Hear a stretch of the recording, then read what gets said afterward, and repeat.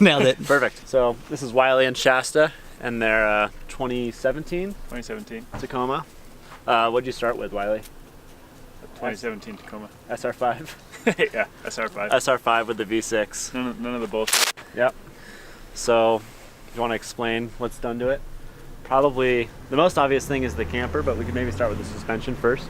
Well, the most obvious thing, I had this mud patina applied by an auto restoration place in Long Beach, actually, that specializes normally in kind of like reflective bass boaty type covers, or paint, a lot of lacquer, that kind of thing. But they developed this special mud coating, and I thought it would make me look pretty hardcore, so I had it applied. Supposedly, this what do you think about the durability? This is a 10-year coating, guaranteed not to, what? No, this mud actually came from just up the road. We weren't super thrilled about it. Mud's not a ton of fun to drive in. Especially challenging, but it's not quite as much fun. Especially with your brand new shocks. Brand new shocks. Of which, these shocks have many tubes. Not too many tubes, just the right amount of tubes. The funnest part of the truck is the Total Chaos suspension. It's the +2 kit? +2, so up front, longer. It's the +2 race series kit, so 2-inch longer lower A-arms and upper A-arms.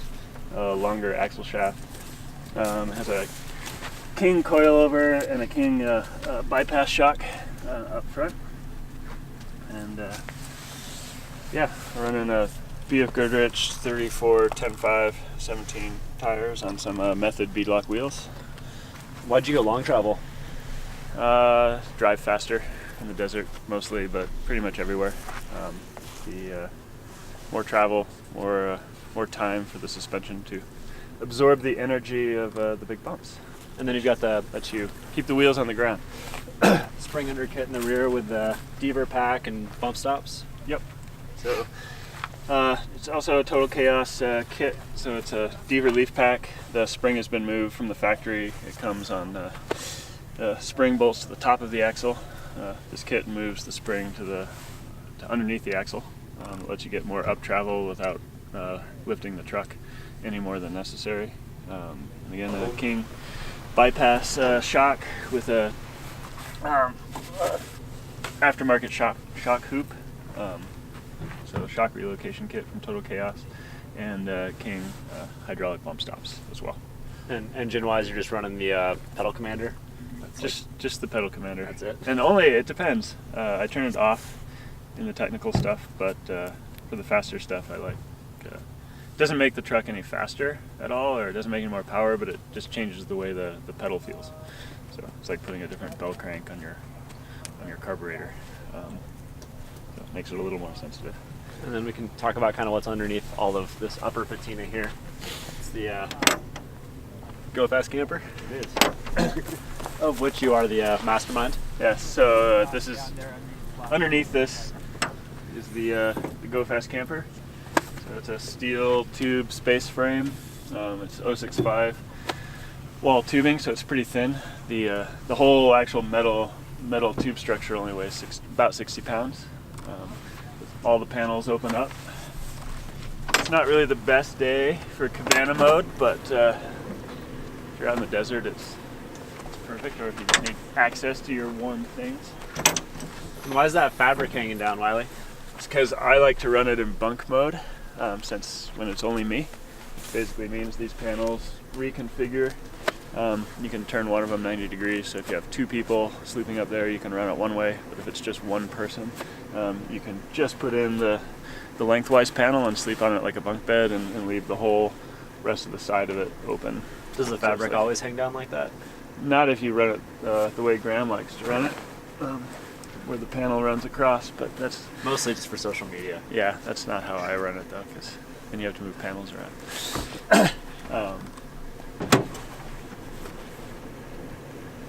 That's a bed rug tailgate cover. It did get really muddy. These are all anodized underneath this mud patina. It's nice billet parts.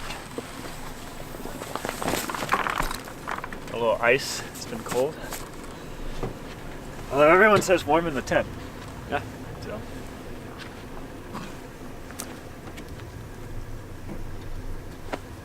So you have a fridge in there. I do. I have this lovely Dometic fridge. In my opinion, the best part about it, this half is a freezer. This half's normal fridge. Everybody's used to that by now.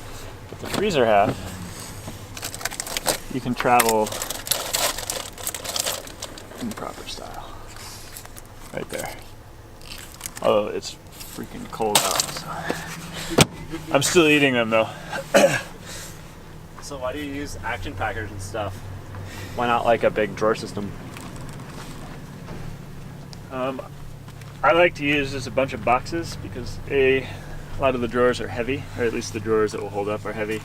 I also treat everything underneath the floor panel as kind of like a bilge in a boat. It's where all the dirty stuff goes. So the mud, water. So how much of this like mud the is gear. from your boots? It's mostly from my boots or from just like camp chairs that have gotten muddy and stuff that I just throw under there. So it's Burnt pops. yeah. See, I wasn't lying.